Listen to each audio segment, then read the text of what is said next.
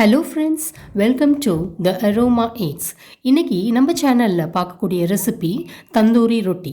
தந்தூரி ரொட்டி தந்தூர் இல்லாமல் எப்படி தவால செய்யலான்னு பார்க்கலாம். அதுக்கு முன்னாடி நம்ம சேனலை இது வரைக்கும் சப்ஸ்கிரைப் பண்ணாதவங்க சப்ஸ்கிரைப் பண்ணிக்கோங்க, பெல் ஐக்கானையும் கிளிக் பண்ணிக்கோங்க.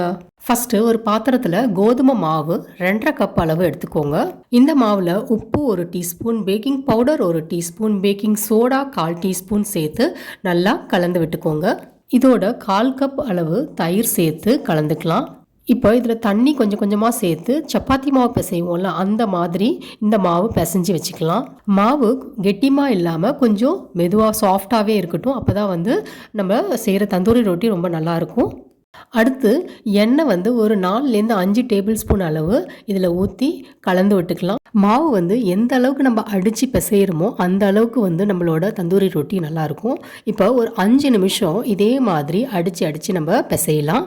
இப்போ இந்த மாதிரி மாவை டக் பண்ணிவிட்டு அந்த மாவு காஞ்சி போகாமல் இருக்கிறதுக்காக மேலே கொஞ்சோண்டு எண்ணெயை தடவி வச்சு ஒரு 1 மணி நேரம் அதை ஊற வைக்கணும். ஒரு தட்டு இல்லைனா ஈர துணி வச்சு மூடி வச்சுருங்க. இப்போ 1 மணி நேரம் ஆயிடுச்சு. 1 மணி நேரத்துக்கு அப்புறம் பார்த்தீங்கன்னா இந்த மாவு பார்த்தீங்கன்னா எவ்வளோ சாஃப்டாக இருக்குது பாருங்கள். மாவை லைட்டாக பிசைஞ்சிக்கோங்க. பிசைஞ்சிட்டு அதுலேருந்து ஒரு பால் சைஸ் அளவுக்கு உருண்டை எடுத்து உருட்டிக்கலாம். இந்த உருண்டையை நல்லா உள்ளங்கையில் வச்சு நல்லா உருட்டிக்கோங்க. இப்போ சப்பாத்தி கட்டையில் நம்ம தேய்க்க ஆரம்பிச்சிடலாம்.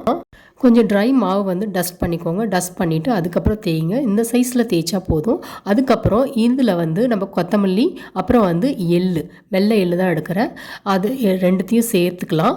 லைட்டாக அதை ப்ரெஸ் பண்ணிக்கோங்க. ப்ரெஸ் பண்ணிவிட்டு நம்ம மாவு அதில் டஸ்ட் பண்ணி நம்ம தேய்க்க ஆரம்பிச்சிடலாம்.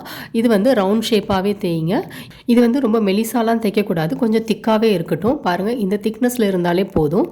இப்போ நம்ம பின் பக்கம் என்ன பண்ணணும், கொஞ்சோண்டு தண்ணி இருக்குல்ல, அதை அப்ளை பண்ணிடணும்.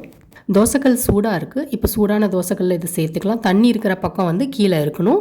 மேலே அந்த எள்ளு அந்த கொத்தமல்லி போட்டது மேலே இருக்கணும்.